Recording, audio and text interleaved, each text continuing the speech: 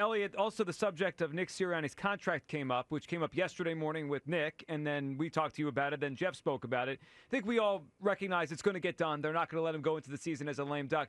We were just having a little conversation earlier, speculating how high his salary will be in terms of the rest of the NFL coaches. So it looks like Andy Reid is the highest paid coach at $20 million per year. And then you look at the other top 5 guys in the NFL. I believe Sean Payton is second at 18, Tomlin 16, Jim Harbaugh 16, Sean McVay 15.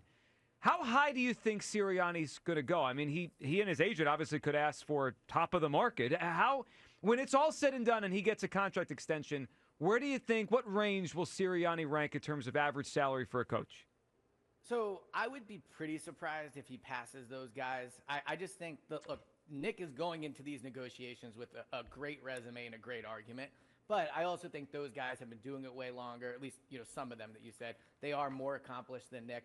But I think that we're focusing on the wrong number here. I don't think that annual salary is probably what this is going to come down to. I think you need to be focusing on the years. And I know with NFL contracts, we talk about, average money, guaranteed. And because of void years and stuff, the length doesn't really matter for the contract. In this case, I think it does because, no one thinks Nick's going to get fired at the end of next year. It would be pretty surprising if Nick is not the head coach for at least 2 more seasons.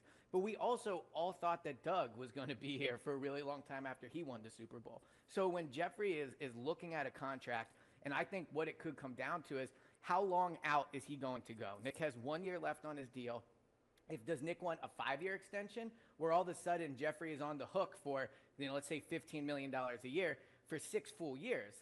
I think Jeffrey has been proven to be an owner that pays, but you don't want to be in a position where if, things do fall apart, and we've seen that they happen, you're paying a head coach for 4 years that's not even coaching your team. So the average salary does matter, obviously, but I think the length of the contract is the bigger kind of interesting part.